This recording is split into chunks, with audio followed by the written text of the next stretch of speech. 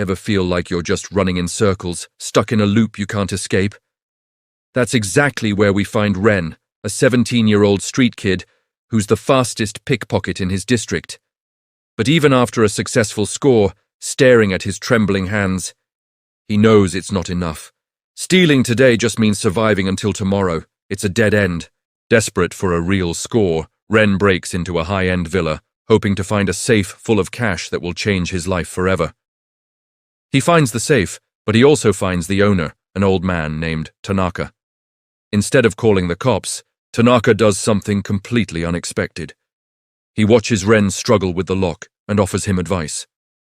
"The third tumbler is stuck," he says calmly. "You're using too much force. Use your ears, not your muscles." Ren is panicked and confused, but Tanaka sees something in him, a potential far beyond what Ren sees in himself. He tells Ren that the gold inside the safe is dead, lifeless. "Why not learn to make something that lives?" he asks. This question becomes the turning point in Ren's entire existence. Instead of jail time, Ren is sentenced to work in Tanaka's dusty, old-fashioned clock shop. It's a world away from the fast-paced digital life he knows. He hates it. The work is tedious, demanding absolute precision and patience, two things Ren has never had. He's forced to file tiny brass gears by hand, hour after hour. One day, he explodes in frustration. "This is 2026, he yells at Tanaka. "Everything is digital, old man. Why am I doing this by hand?" Tanaka's reply is profound. He explains that a machine has no spirit, no soul. To truly understand wealth, Ren must first understand value. And what is value? "Value," Tanaka says, "is time made visible." He looks at Ren and asks a question that cuts deep. "You've wasted 17 years. Are you going to waste the rest?" Slowly, painstakingly, Ren starts to learn. He discovers that the same nimble fingers he used for stealing are perfectly suited for the delicate art of watchmaking. The focus required to pick a lock is the same focus needed to place a microscopic screw. He's not just building clocks, he's rebuilding himself, piece by piece. But the past is never far behind. His old crew, Mickey and Kenta, show up with an offer he can't refuse. A big job at a tech expo. A vault filled with enough money to make them millionaires overnight. It's the ultimate temptation. "Come on, Ren," Mickey pleads. "One night and we're set for life. No more grease under your fingernails." It's the easy way out. The dream he once chased. But Ren looks down at the intricate clock he's been working on, a masterpiece of gears and springs. He's halfway through building the escapement wheel, the very heart of the clock. And in that moment, he makes a choice. "I can't," he says, his voice quiet but firm. "I haven't finished the escapement wheel yet." He chose his new path, but the consequences of his old life come crashing down. The heist his friends attempted goes horribly wrong. Kenta is arrested and Mickey is badly injured. Without a second thought, Ren uses every penny he's saved from his hard work at the shop to pay for Mickey's hospital bills.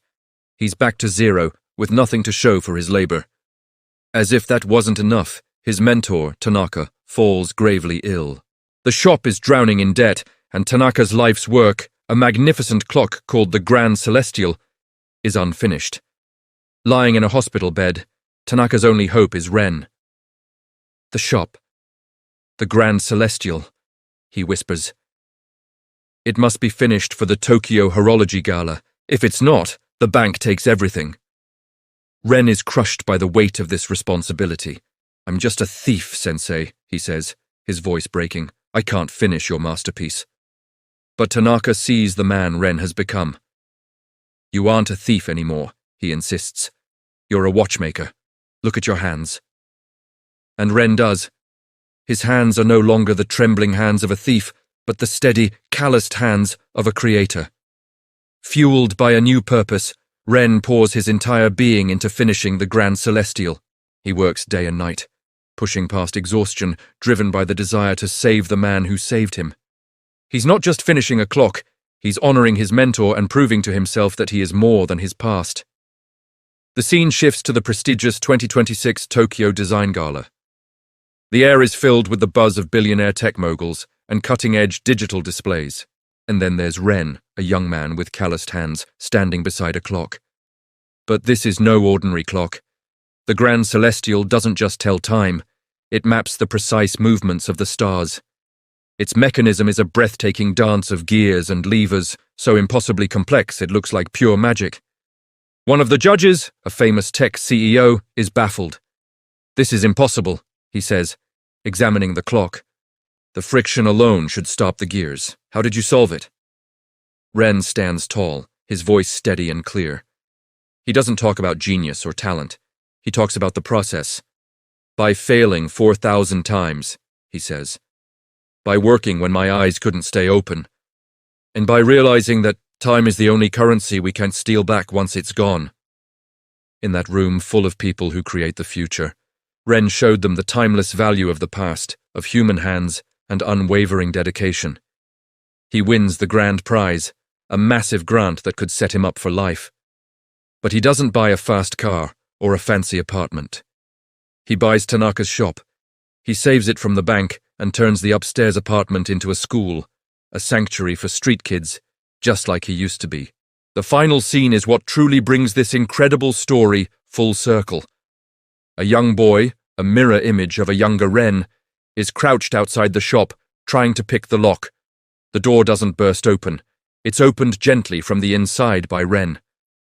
He looks down at the boy, not with anger or suspicion, but with a knowing smile. He sees himself. "The third tumbler is stuck," Ren says. "Want to learn how to fix it?" This story isn't just about a thief who becomes a watchmaker. It's about how the most valuable things in life aren't things we can steal, but things we must build.